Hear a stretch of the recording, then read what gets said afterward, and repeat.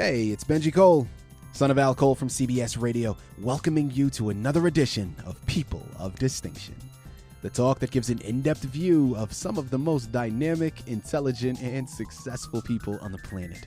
Run to our website, peopleofdistinction.org, for more info, or you can email me directly at benji@alcoleenterprises.com. And on the line with us today, we have Gary Callahan. We'll be discussing his fantastic book, How to Raise Your Child Not to Be a Mass Murderer, available at Amazon and Barnes & Noble. And guys, keep in mind, that is actually the first of two titles. We're actually going to be briefly discussing his other title, The Rise and Fall of the American Work Ethic, later on in the interview. And I will say, Gary was brought to People of Distinction today by some of the best movers in the business. UR Print and Media Publishing. If you have a book that you'd like moved, move it to UR Link. You can find them at urlinkpublishing.com. And guys, listen, it is an absolute pleasure to have Gary here on the line.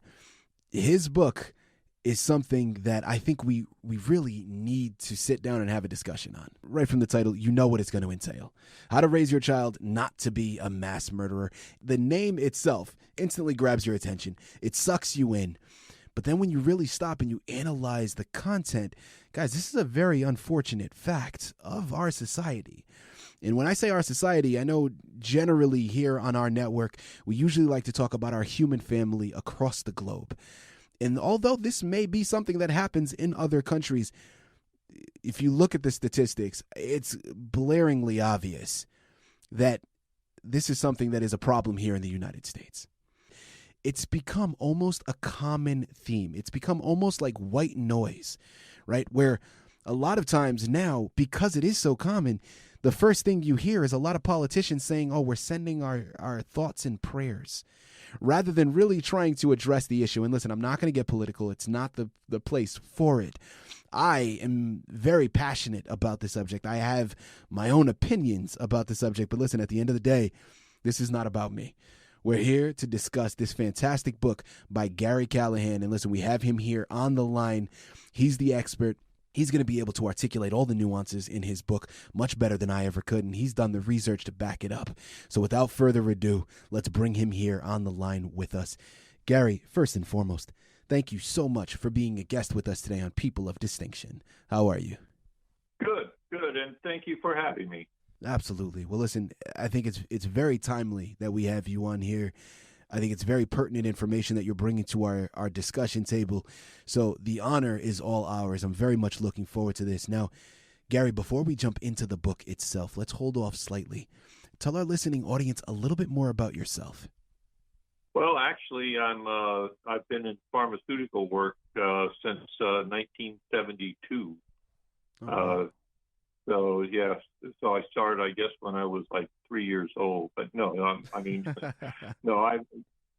want to give away my age. But anyway, so I've done pharmaceutical work. At one point, I actually started my own pharmaceutical company. It was called Intertech Pharmaceuticals, and that was in 1992. Mm-hmm. And then I sold that later in that, right around 1997, I guess I sold that after I, established a pretty good business. And then I went to work for other companies. I held posts of, vice president and, general manager and stuff like that. And then I decided to go into consulting. So that's what I'm doing now. I consult pharmaceutical and dietary supplement companies. Fantastic. Gary, listen, a very impressive background. Quite the switch that you made, branching off from pharmaceuticals and the medical industry to then switch into a creative background and become a writer. So I'm very much looking forward to the explanation for that when we get to it. But we're not there just yet. Gary, tell us about your book, How to Raise Your Child Not to Be a Mass Murderer. Well, I tried to put in this book the things that, I had witnessed in my life. There's a lot of life experience that went into it. And I'm not talking about raising my own children, but which I think they've all turned out pretty well. But watching other people raise their children and seeing what they did wrong with their children, and then looking at current events of today, with the mass shootings and stuff, and these seem to all be younger people that have the same bringing up, the same background. And so I thought it'd be a good idea to write a book and try to get people to visualize and focus on that. Thank you so much for taking the initiative in writing a book of this magnitude.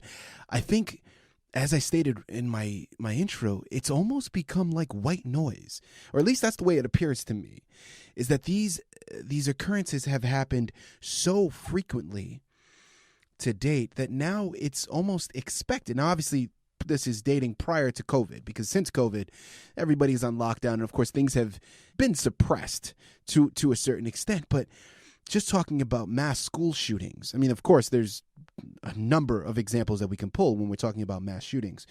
But in terms of mass school shootings, it was a thing that happened, at least to my mind, or it seemed that it was every few months you hear about another school shooting going on somewhere. And it's really unfortunate, and I'm glad that you took the initiative and wrote this book, because this is a discussion we need to have. We can't keep just brushing it under the carpet. No, well, that's not my son or daughter, or that's not my child. That's not anybody in our community, so therefore we don't need to worry about it. We don't need to care about it. Guys, if it's happening here within our borders, it's all of our problems. And I love the fact that you took the initiative to put that out there. Now, follow-up question to that, Gary. Talk to us about your title.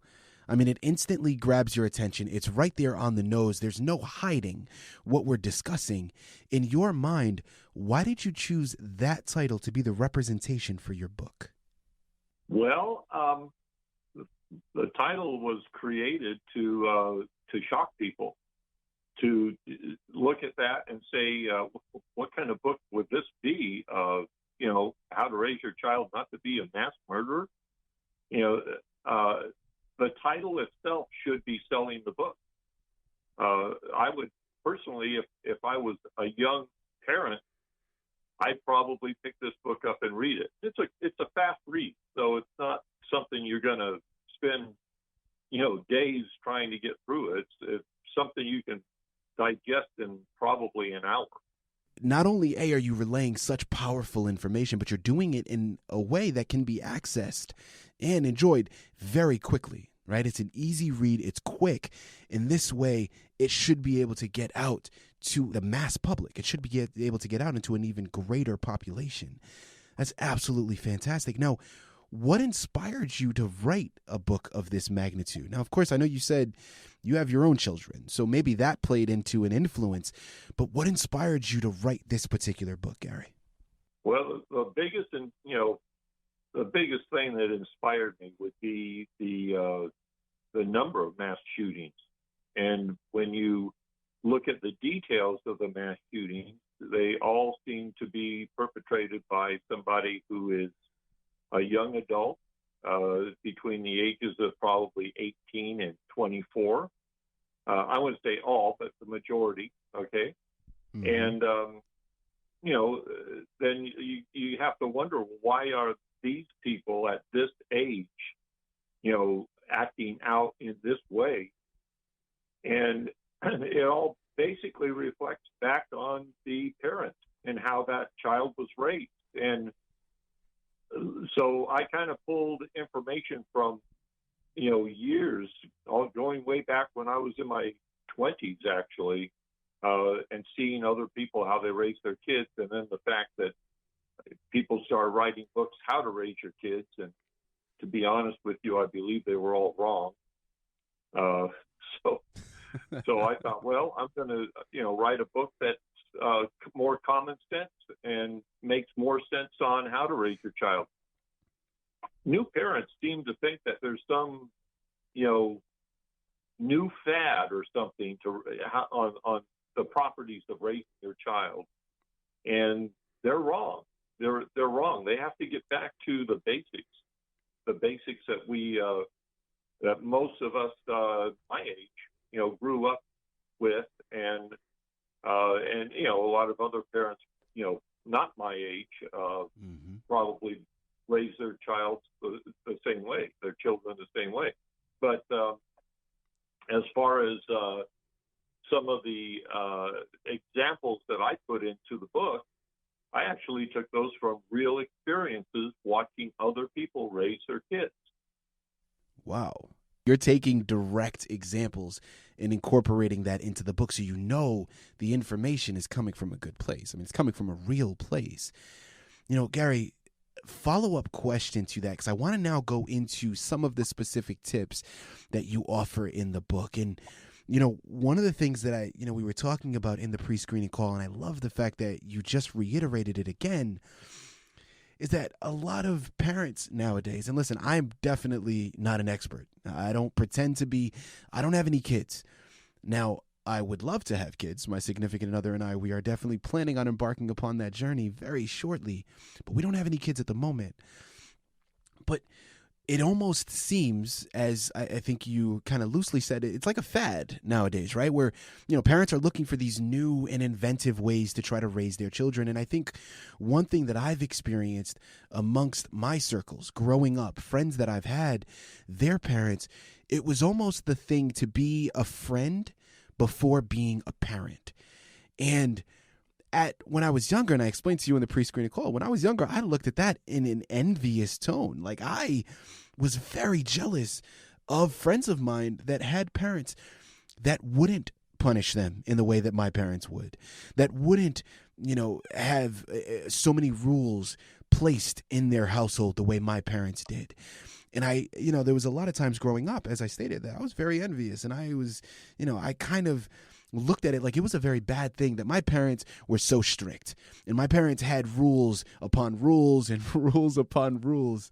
But looking back now as an adult, I'm actually so appreciative of the way that they had raised me, because the morals that I have, the respect that I have, really just the moral compass that I have and that I continue to strive to show every single day is solely left up to their upbringing and their raising of me. So, Gary, we'd love to hear any tips that you can offer our listening audience that you discuss in the book. Well, first of all, use common sense. A lot of parents, like you said, want to be a friend, not a parent. And sure, your child's going to love that till they get to an age where, they should have responsibilities, and they don't fulfill their responsibilities simply because somebody took care of those responsibilities up to that point. And that's, that is a problem. If you look at the chapters of my book, chapter 1 says spank your child. It also says don't be abusive to your child. It's not child abuse, it's discipline. So you don't do this out of anger. You don't do this out of, some hatred that you have for, maybe your child broke your favorite vase. I don't know. But, you basically need to explain why you're punishing them. And then, if spanking is necessary, you spank your child. Mm-hmm. I look at it this way. If your child is about to reach up on a hot stove and grab the burner, you grab their hand and slap their hand. You don't let them grab the hot burner, and you certainly don't pick them up and give them loving and say, oh, baby, you could have hurt yourself. Because then they'll know, well, every time I want to be loved like that, all I have to do is reach up on that stove and for the hot burner. And I've actually watched an in-law raising their son when he was small. He broke every piece of glass in the house. Now, I'm talking about when he was like 2 and 3. And he would grab knives out of the dishwasher and run from you with them in his hand. And when they would catch him, they'd pick him up and baby him and say, you could have hurt yourself. Oh, poor baby. And, so now you're rewarding him for grabbing a knife and running through the house where he could have fallen and, run the knife through him, just one of the many tips I put in there that you can't reward him with kindness and loving when he's doing something that could be harmful to him. Absolutely. Or her. Great advice.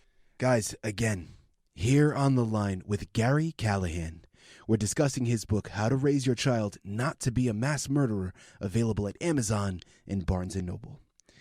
Gary, listen, I love everything you said. And the one thing, the very first thing that you said is, A, use common sense, right? And really, I kind of chuckled and was a little bit saddened after you said that, because if there's one thing that we know, it's, listen, common sense sometimes is not so common. Not these days. That's right. Well, listen, again, great advice. Guys, pick up the book. Utilize the tips that he has comprised and put together for you. Because, listen, as he stated, all the examples that he puts in the book, these aren't things that he just created himself. These aren't things that he just came with the idea himself. He's taking actual examples from real life parents, from things that people are doing right now. It's coming from a real place. It's coming from a genuine place. Gary, as we tie up this fantastic book, because I do want to quickly go into your next title briefly, what type of research, in addition to, of course, the people that you observed, what type of research did you do in preparation for this book? Well, basically, I started putting a lot of notes together of things that I wanted to include in the book.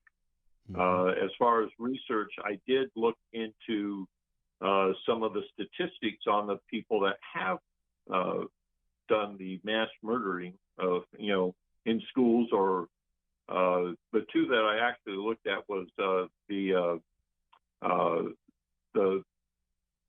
Sandy Cove killings and the theater killing in Colorado. So then, with some of the statistics that I pulled up, stuff like, according to the statistics that I saw, the number of youth being incarcerated has increased dramatically over the last 50 years.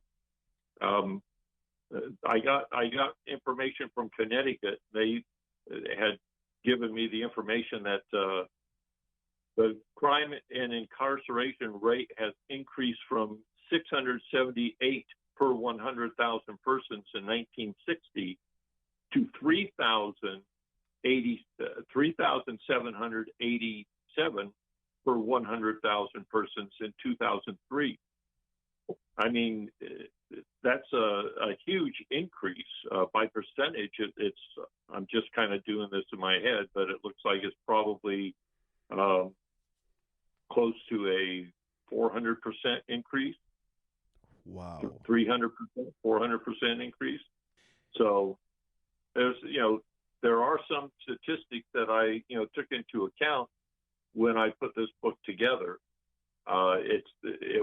Mostly what's in the book is from my observations of others raising their children and how I was raised. I know how I was raised, and I don't think I turned out too bad. My children, I don't think they turned out too bad. But I've seen other people where, I'll give you an example. Years ago, I was working with a friend of mine, and he had a girlfriend. He said, "Yeah, I think I'm going to dump her." I said, "Why?" "Because she's using positive reinforcement for her little boy." And I said, "Well, what does that mean? What is that?" He said, "Well, he was picking up her vintage albums, records, okay, and throwing them up against the wall and laughing as they broke into pieces." And I guess the child was only about 4 or 5 years old. And instead of her taking the albums away from him, the records away from him, she gave him a ball and said, "Oh, that's really good. You have a strong arm. See if you can throw the ball up against the wall." So, in other words, don't say no. In my book, chapter 2 says, always say no. So, I mean, if you never say no, then as the first time you have to say no, your child is going to fall to the ground kicking and screaming and crying, and But if you always say no, and then suddenly you say yes, they're going to be so happy. Absolutely.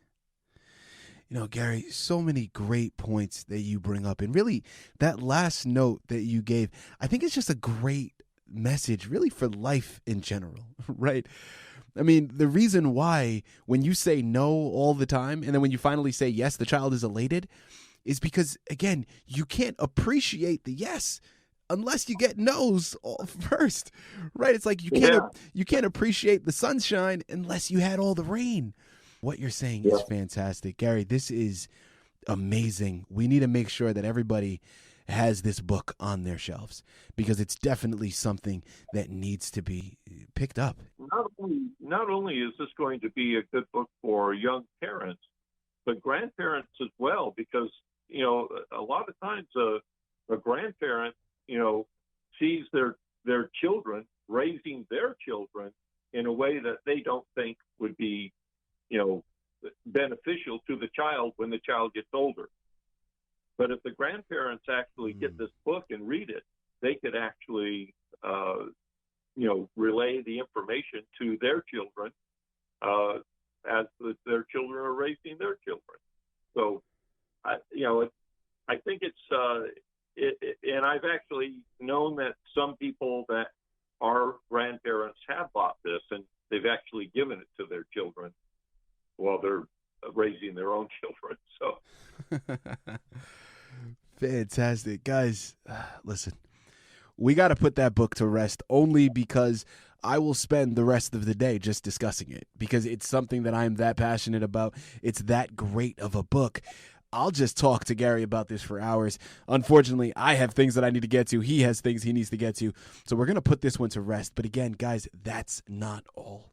He also has a second book that he's written called The Rise and Fall of the American Work Ethic, also available on Amazon and Barnes & Noble. Now, we don't have time to go into depth with that book the same way that we did with How to Raise Your Child Not to Be a Mass Murderer.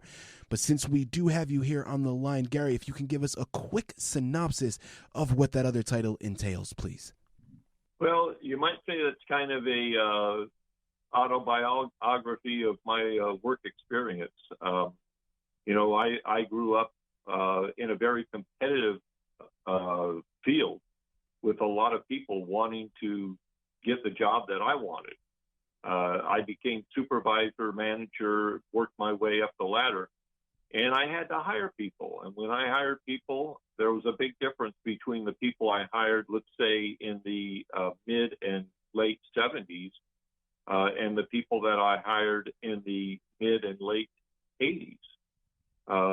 It became more or less that people weren't interested in learning the job. They were only interested in getting a paycheck. So there's a lot more to that book as well. And there's, we talk about political correctness in that book and welfare and different things that, kind of give people the idea that the money they get doesn't have any value of work. And, that's just the opposite way to look at it. I have never once in my life asked for a raise, but I got them. And, and then again, I've had people come to me and say, I could work harder if I made more money. And it's like, that's not how it works. You got to prove you can work harder before you get more money. So Absolutely. The attitude I see too many times today is, I punch my time card, where's my check? And it's a very unfortunate attitude that we've grown accustomed to seeing nowadays. And listen, that's another one that I can go on a tangent on and talk about all this different technology and all the different advancements that have helped society in so many ways, but have also become and proven to be a huge detriment as well. And again, that's for another time. Gary, we're going to have you back on again to have another interview because there's just so much information to cover. This has been absolutely fantastic. Such a wonderful, wonderful education. Guys, one last time, here on the line with Gary Callahan.